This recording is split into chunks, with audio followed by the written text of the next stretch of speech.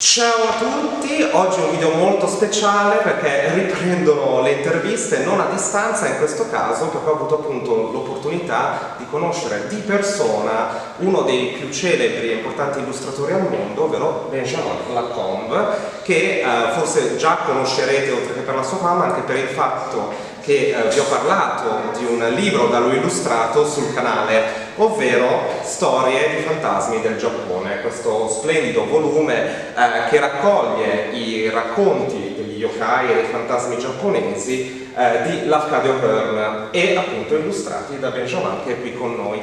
Thank you very much, Benjamin, for being here on my YouTube channel. Nice to meet you. It's a really great pleasure to meet you here in Milan. And I'm really thankful for this interview. I wanted to ask more about this very special book that I deeply adore. Thank you. And I just wanted to start talking about your style, which is very, very peculiar, very recognizable. The fact that I really like about your illustrations is that there is always this sort of dark atmosphere, but at the same time I find it really melancholic and poetic and almost ethereal at times. So I wanted to ask you more about your approach in style. It's always difficult to define myself, my work, because I'm trying to change every time. I'm trying to evolve depending on the book, the topic. This book has a little dark mood and feeling and characters that are close. So it won't be like super shiny, but there is some books that have more colors, that are not dark at all, like the Frida books, for example, or other. And for example, I will do a second volume of this book, and as you can see, this one is not as dark, it has bright color, because the topic changed, so it does mean that the style evolves depending of, what subject I'm talking about.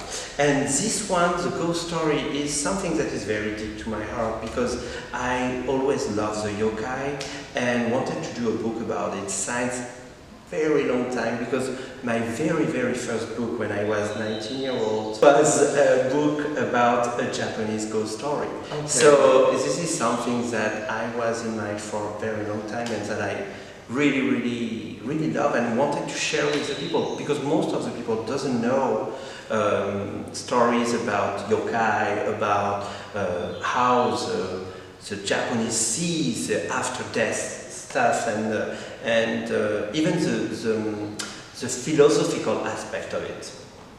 Okay. So you already make a little spoiler about the second book.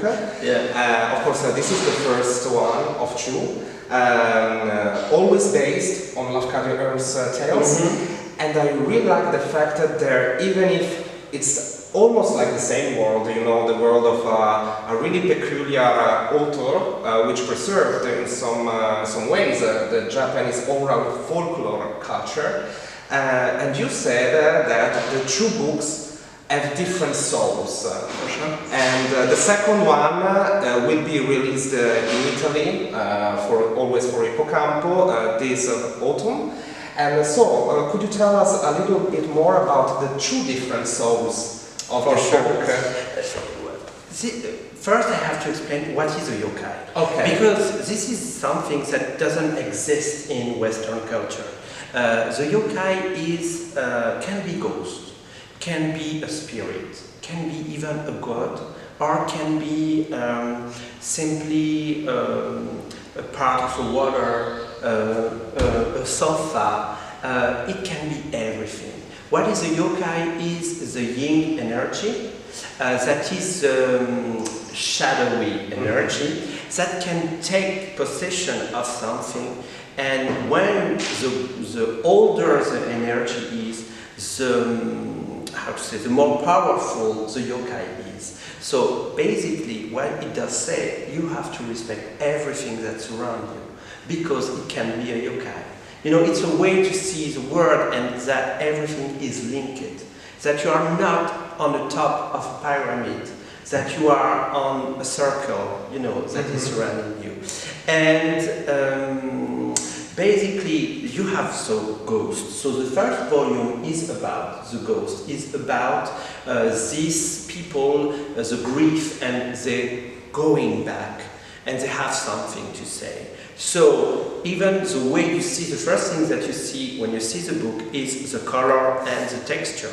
And the color and the texture are the one of the, for me, the ghost, because the ghost appears always in moment of transition. They are coming when the sun is going down or the sun is going up. We are almost at night or we are almost at the beginning of the journey. And the color of this transition is magenta, violet and blue. When the sun is going down, it's exactly the color that's the reason why this is a color. And also you can see that thanks to the iron stamping and the fabric that I have used, you have various colors because everything is about perception. This is the problem of the yokai, and also everything is again about perception.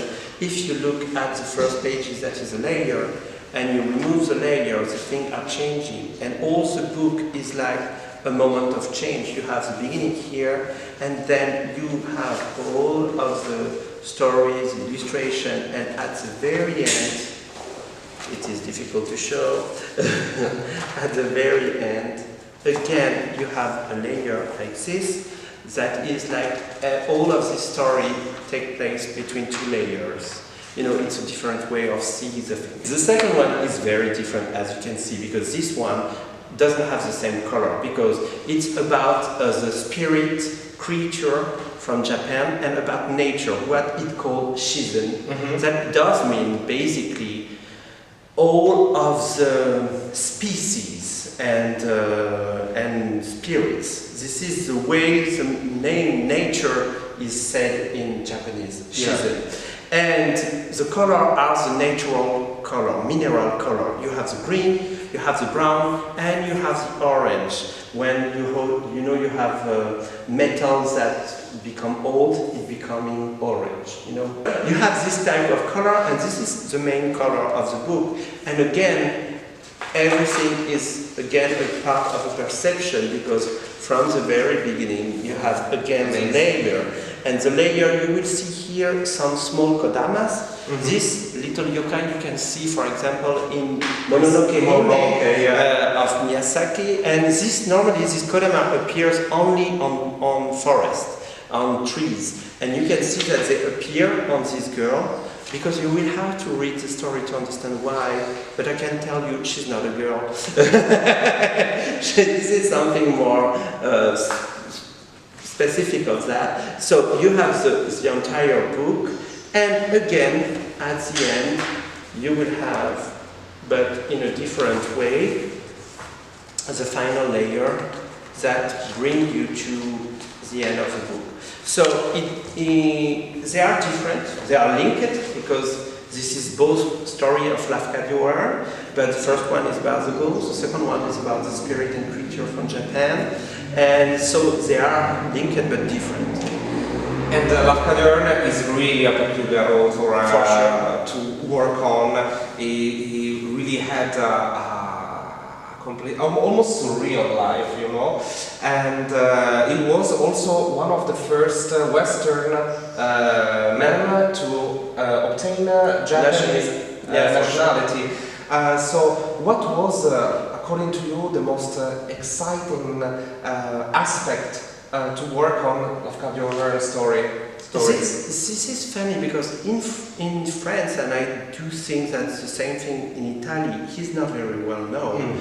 But what you have to understand the influence of Lafcadio, it's almost like you are talking about the Green Brother for the fairy tale in our countries, because he collected all of these stories that was some stories that was only talking stories. It has never been written, and he has collected them, and did a book about this. This was so important. He did various books. He did a lot of books about that. That he was inducted. He was becoming the first Western to be naturalized as Japanese, but he's also have been inducted to be a sir there because he married the samurai daughter, and there is a museum about him there. He's learned in the school. He's somebody very, very important for the Japanese culture because he was born in a Greek island in the Cyclades. He moved then to I think it was England first, and then he moved to US, becoming a journalist, and finally for a subject he has to be in Japan. He married a samurai daughter, and she teach him all of the stories of Japan, the traditional culture, and he collected in every little town of Japan, and he created all of that books that are like masterpieces and so cleverly done, because also the way of writing it is very interesting, because he has a sort of culture that is so worldwide. Born in a Greek island, going to London, and then to US, finally to Japan. He's a mix of all of that. And when he tells a story, it's like really something that mixes all of what he has learned during his younger years. Is there a favorite illustration of yours inside of the world of Lafcadio? My two favorite ones are, first, let's see. Amazing. Wait, sorry. Yeah, I like this one very much. This is a very special story of this tree that is blossoming in the winter, and also because I love trees, I really love nature, and I like this one, Aoyagi. She's very special, but you have to learn the story why. And on the first volume, my favorite one is certainly, I like this one. That is a sort of a tribute to Kuniyoshi waves, because most of the people are saying that, Okuzai, because every time you see a wave, everybody thinks Okuzai, but he wasn't the only one that drew waves, and this is what I like about it. And yes, that's my favorite one. I like it very much. The very angry, bloody cat, but cute cats. I'm a really cat lover. I love when you have the mix of cute and not only cute. Yeah, because if it's too cute, it's horrible. Too kawaii. No. You have to have a mix. They are cute, but they have blood around them. So that's fantastic. Almost a J. Ormer style. Exactly. Okay. Now, just moving a little bit off the Lafcadio world, I just wanted to ask you if there is a classic of literature that you didn't illustrate yet, but really want to, and what would it be? There is, but I won't tell. Because you're working on it. There is project. Also when you're working on a project, you don't want everybody to work on the same project. That's right. I don't want to talk about it. But there is other classics that I will illustrate and that I love, and that what I do think also is a classic become a classic because there is so much depth on it, so much level of understatement inside the story that you can illustrate it and make it resonate with the actual world. And this is what I love about classic. It's how much it can make you talk about nowadays in another way. Like taking a step back and talk about something.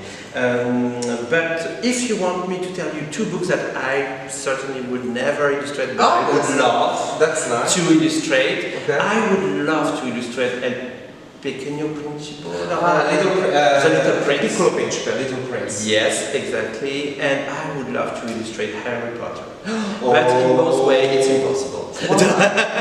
Because it's, there is rights problems, there is, it's a sort of huge franchise. But I would love, because I love these stories and I love the universe, and I'm quite sure that I can give to these stories my way, my touch that can change a little bit the stuff. Oh, that would be a really amazing Harry Potter illustrated by you. I would love. We all would love, I think. Your style is yours, very recognizable, but I wanted to know if there are influences. For sure. Many, as you can see, and it changed a lot during my time period. When I was very young, I was super influenced by Disney movie, by Japanimation, Miyazaki movies, stuff like that. And then when I grew up a little more, I was super influenced, and I even did a book about it. Leonardo da Vinci, the Flemish primitives. Also, this is certainly two of the main parents, the Quattrocento, especially Leonardo da Vinci and the Flemish primitive, are some of the main influence for me. But nowadays, I have to say, this is mainly modern photography that influencing me a lot. People like Gregory Crewdson, Erwin Olaf, Désiré Dolleron, people like that. I love this sort of photography that is named staging photography, and it's beautiful. What's the thing you love the most about Italy? The most about Italy, first the culture. First the culture by far. The entire country is like a masterpiece. It has been worked by so many artists. Some of the greatest artists of our time have been here. The food. The food is very good, super good pasta. And it's good. It's also both, and the country in general. And the people, for sure. Thank you very much. You're welcome. We'll wait for you more and more times here in our country. I hope so. And with many other books, of course. I can wait. Ok. Arrivederci. Grazie mille Benjamin per essere stato ospite qui sul mio canale, spero appunto che questa intervista sia piaciuta anche a voi. In ogni caso comunque io vi straconsiglio, come già ho fatto più volte, questo meraviglioso libro Storia di fantasmi del Giappone di Lafcadio Hearn, illustrato da Benjamin Lacombe, uscito appunto per l'Hippocampo Edizioni, con un major spoiler che in autunno arriverà anche il secondo volume insieme a altri titoli di Benjamin, quindi stay tuned perché scoprirete molto altro. Quindi grazie mille ancora, Grazie mille. mando a tutti voi un bacione e ci vediamo al prossimo video. Ciao ciao! Ciao ciao.